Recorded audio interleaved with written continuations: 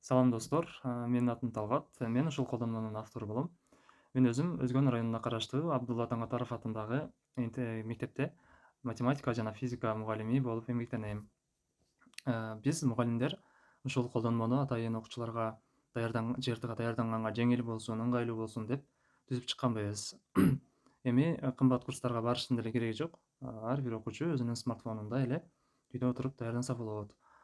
Мен колдонмо менен кыскача тааныштырып кетейин. Алгач киргенде бизде интенсив курс деп чыгат. Бул 50 күндүк курс. Бул жерде 50 күн бар. Ар бир күндө окуучу мындай аналогия боюнча, грамматика, сүйлөм толуктоо жана окуу түшүнүү боюнча суроолордон өтөт. Ар бир категория боюнча ушунча сандагы суроолор келет. Мисалы, аналогия боюнча 4 суроо келет, сүйлөм толуктоодон 3 суроо, грамматика 4 жана окуу түшүнүү боюнча дагы 4 суроо келет бул бөлүмдө. Эгерде окуучу түшүнбөй жатса, бул жактан жардам алуу деген кнопканы басса, бул жакта подсказка берет. Жана ар бир суроонун комментарийи менен бул жакта эмне үчүн туура эмес белгиленип калды, комментарийди дагы кошо берет. Бул өтө ыңгайлуу функция. Мынакей мисалы, жемиш тобурчак. Логикалык байланыш жалпы түшүнүк жана анын конкреттүү түрү дейт. Эми дарактын бир түрү тобурчак, жемиштин, уруктун бир түрү деген комментарий берди. Жана бул сүйлөм толуктоо боюнча дагы келечектин сабатсызы окуй албаган эмес, кантип мисалы үйрөнүүнү билбей калган десе, бул комментарий берип атат. Элвин Тофлердин цитатасы экен бул. Ушул сыяктуу. Мен азыр өткөрөйүн. Бул жакта грамматика боюнча келди. Мисалы, элге аралашпаган адам бул түнт адам дейт. Жана окуу түшүнүү боюнча биз илимий тексттерди алганбыз. Атайын себеби ЖРТда илимий тексттер келет. Жана окуучунун жадаты билбеш үчүн бул жакта өтө узун эмес, мындай бир орточо узундуктагы текст келтирилген да. Муну тез эле окуп койсо болот. Жана бул жакта суроолорго жооп берет. Бул жакта дагы жардам алса болот. Текстте китеп окуунун көбөйүшүнүн себептери түшүндүрүлгөн жерди издегиле дейт. Сол жерди издеп окуучу тапса болот. Жана карасаңыздар, бул жерде өтө сонун функция. Ар бир бөлүмдү өткөндөн кийин окуучу мынакей статистикасын көрсө болот. Мисалы, биринчи күнү кайсыча суроого туура жооп берди эле, бул жактан көрүнүп атат силерге. Экинчи күнү кайсы суроолорго туура жооп берди, кайсыдан начар болуп калды.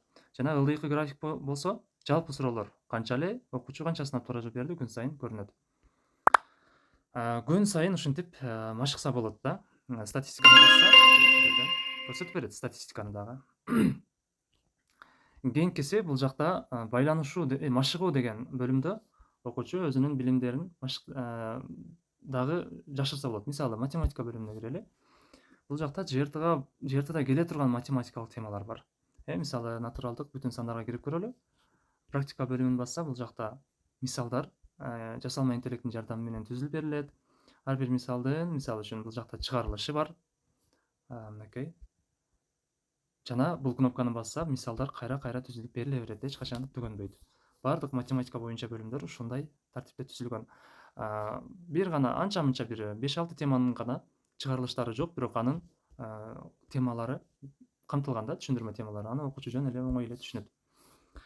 Андан кийин бул жакта аналогия боюнча дагы кыскача маалыматтар камтылган. Аналогиянын мисалы түрлөрү, категориялары, байланыштары. Машыкмада мисалы аналогияны так түшүнбөгөн окуучу бул бөлүмдөн аналогия эмне, сутьту түшүнсө болот да. Жана башка. Окуу жана түшүнүү боюнча дагы биздин көп окуучулар аксайт. Бул жерден окуучуларга кыскача илимий тексттерди тартуулаганбыз. Өтө кыска. Окуйт, жооп берет. Карасаңыздар, өтө кызык тексттер. Жана бул жерде ЖРТга гана даярданбастан окуучулар кругозорун дагы кеңейтсе болот да, булардын жардамы менен. 100га жакын текст бар. Андан кийин бул жакта фразеологизмдер, сөздөрдү туура жазуу боюнча ушул темалар боюнча дагы тесттер камтылган. 1000ге жакын фразеологизм бар. Оюн форматында, тест форматында окуучу жаттаса болот. Бул жакта текст берилген, мынакей. Бардык фразеологизмдин түшүндүрмөсү мисалы менен камтылган. Негизи бул жакта болсо тесттер камтылган. ЖРТ боюнча тесттер. Ар бир тестти мындай кылып мен бирөөнү өткөрөйүн. Мынакей. Тестке киргенде тест жүктөлөт. Канча суроо болсо ошонча суроо чыгат бул жерден. Ар бир суроону мынтип белгилейт дагы. Анан аягында анан аягында тапшыруу деген, текшерүү деген кнопканы басса, канча суроого туура жооп берди, кайсылары туура, кайсылары ката көрсөтүп дагы берет. Бардык тесттер ушундай. Анан бул жакта лидерлер дегенде бассаңыздар, бул жакта кайсы окуучулардын тапшырганы, канча упай алганы баары чыгат. Андан кийин батл бөлүмүндө дагы 2 адам чогуу ойносо болот. Мен видео кыскача болгондуктан бардык өзгөчөлүктөрүн силерге көрсөтүп бере албайм бул видеодо. Өзүңөр тиркемеге катталып көрсөңөр болот. Бул жакта да лидерлер камтылган. Өзүңөр тиркемеге катталып, ушул тиркеменин жардамы менен жртга даярдансаңар болот. Кантип катталуу керек? Бул жакта катталбаган окуучуларга бул кнопкада катталуу деп чыгып калат. Ушул кнопканы басып катталса болот. Негизинен колдонмо өтө ыңгайлуу форматта жазылган. Колдонмо жөнүндө отзывдарды, пикирлерди биздин Instagram баракчадан же болбосо Play Market'теги отзыв деген жерден окусаңар болот. Эч ким азыр PDF форматтагы тесттер менен иштегиси келбейт, ал аябай зеригиштүү. Биз ошол тесттерди ыңгайлуу форматта кылып, тиркеме форматында кылып чыгарганбыз. Саламатта калгыла достор. Биз силерге ийгилик каалайбыз.